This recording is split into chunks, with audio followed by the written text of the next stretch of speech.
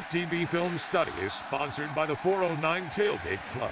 For the best tailgate sauces, barbecue dry rubs, and Bloody Mary mix, visit 409tailgateclub.com today.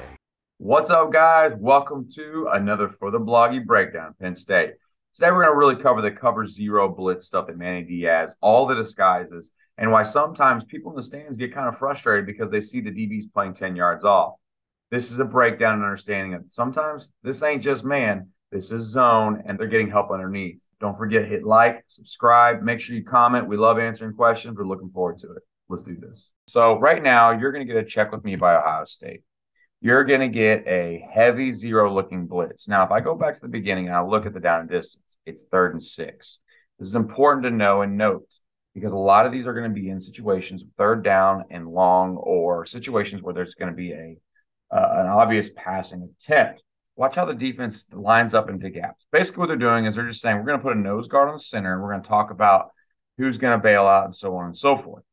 Now, what you see here is you see man-to-man, but what I've noticed is this. His eyes are playing on the inside, meaning that he knows he has help underneath. So someone's going to be dropping. If you notice that all of these guys' eyes are not on their players, this is not man-to-man. This is a form of a zone coverage, knowing that they have help underneath.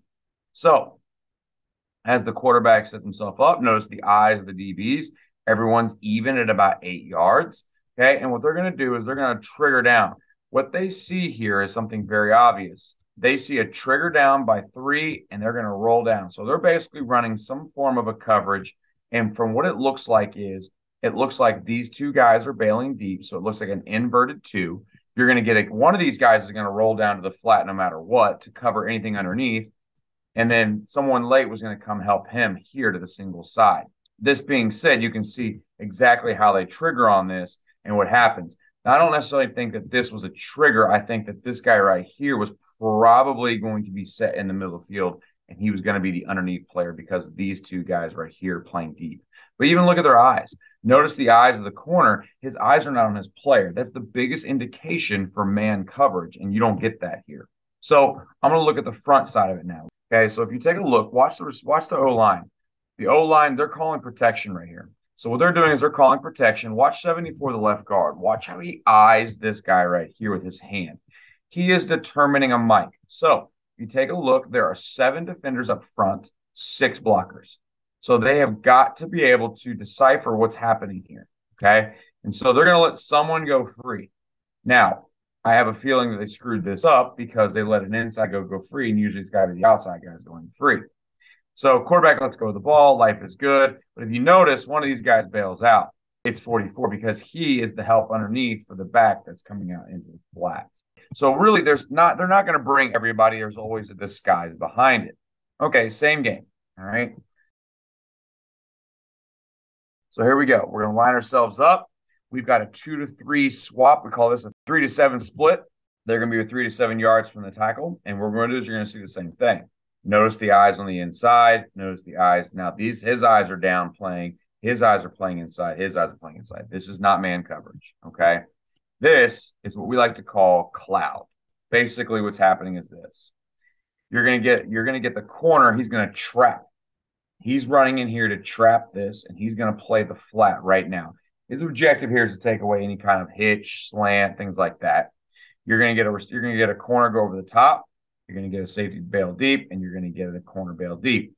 It's cloud cover 3, which means they're just going to roll this way so everyone understands what the play for is going. He's playing off looking inside, knowing that he's going to get help underneath.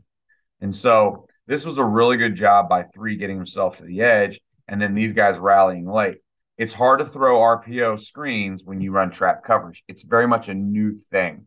So now we're going to get the same formation. We're going to go to the right side. We're getting a 3 to 7 split by 2 and 3, okay? You're going to get everybody in line of scrimmage. Now, this is a little different. Notice the depth of these DBs. Something you're going to see if you look at the top of the screen, they're sitting at about 1 yard behind the first down line. So what you're going to see is you're going to see another trap coverage.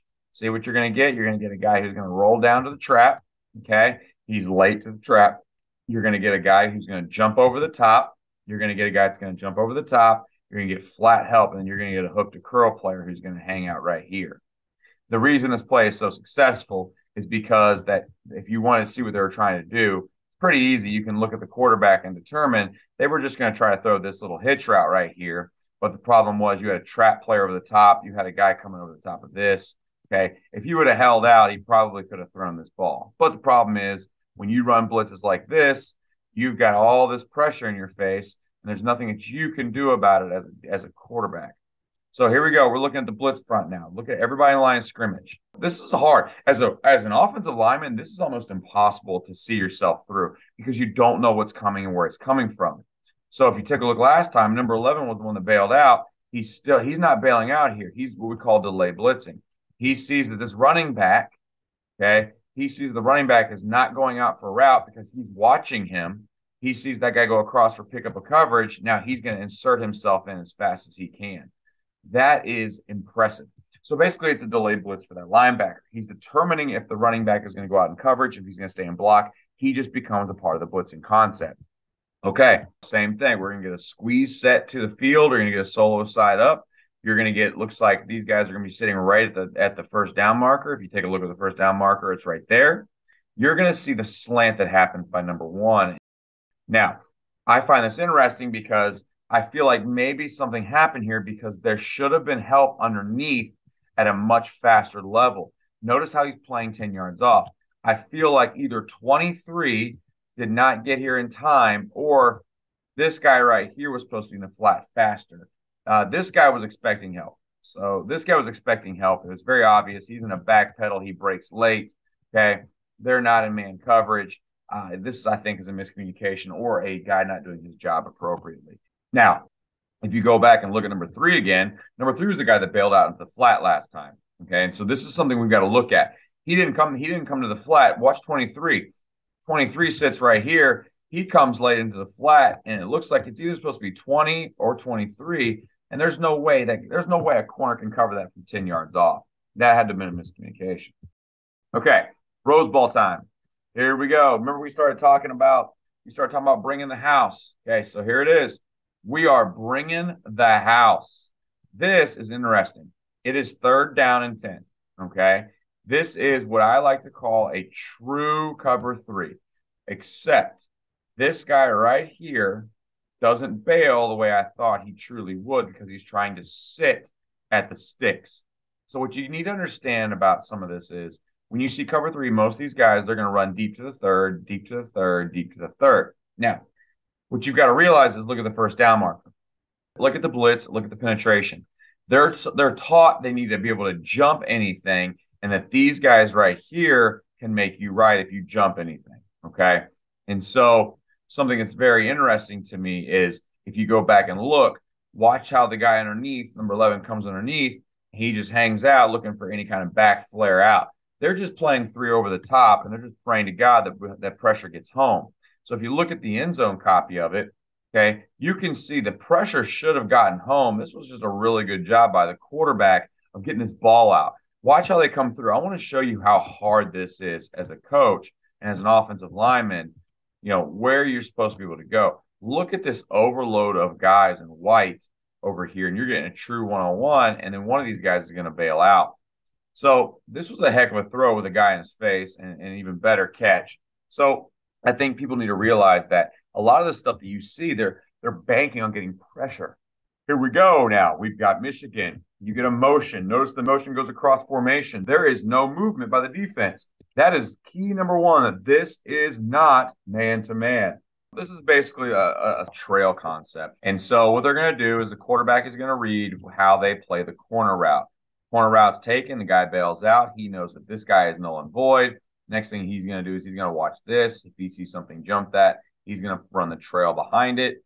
Okay. And this was actually a really, really good job by the defense of sorting this out. But that ball couldn't have been any better thrown in that situation. I want to show you the end zone copy of this. I want you to look at the penetration, and I want you to look at what happens. So, again, they're playing off. They're banking on someone getting home. Again, look at your guy. 1, 2, 3, 4, 5, 6, 7 guys. They have 1, 2, 3, 4, 5, 6. Someone should get home, and they don't get home in time. Notice you had a free runner here, but he didn't get home in time for this ball to get released in a good situation. This is the pressure. it's a feast or famine. You're either going to live or die by it. It is what it is. Now, here's an interesting one right here. This is earlier in the year. This is Purdue. Now, notice the motion in the guy going across. Look at the eyes of the corners. Look at the eyes of the corners. You know it's man-to-man. They're going to run across with this formation. What I find very interesting is the pressure is going to cause an issue in the alley, and this thing gets batted down. So what you need to understand is this. When you see the motion go across and you see a guy coming across with him, and then you see eyes on DBs, you know it's man-to-man. So that means that somebody has this guy man, somebody has this guy man. So if you take a look, who has the B-back? Well, the guy that goes with him. Pretty simple, okay? And that's how this thing works. So as you can take a look, watch 41. His eyes are on him. This is it. This is my guy, okay? And from what I can tell is this guy right here had the tailback, okay? This is a great play. This is cover zero. Now, they can do this in the goal line because in the goal line situation, it's easier to run man-to-man. Now, again, take a look where we're at. Okay, where are the eyes of my corners? All right, they're here. This guy, it looks like they're all looking inside. So the ball's released. They bail out of it. Look at that. Okay, they bail out. So what you're going to get, remember we talked about cloud cover 3? Looky, looky. Here we go. You got flat. You got deep third. You got deep third. You got deep third, knowing that I have help underneath here and I have help in the hook to curl. There it is. It doesn't get much better than that. This is just a really good throw. And number 3 pushed himself too far out and got routed on the inside, and that ball was thrown in a window. That's a hard ball to throw, guys. I'm going to be honest with you. If I watch it from the end zone, you can see it. Notice the big bail. Okay, notice the big bail. Look at the window he throws that ball in, guys. I mean, you have to be perfect to throw that ball. 3 has to help underneath and wall this guy so that this corner who's playing deep has a chance to be able to play over the top of it. And so, again, goes back to Manny Diaz is trying to rush the quarterback into an imperfect throw, and sometimes when they throw perfect balls, this is what happens.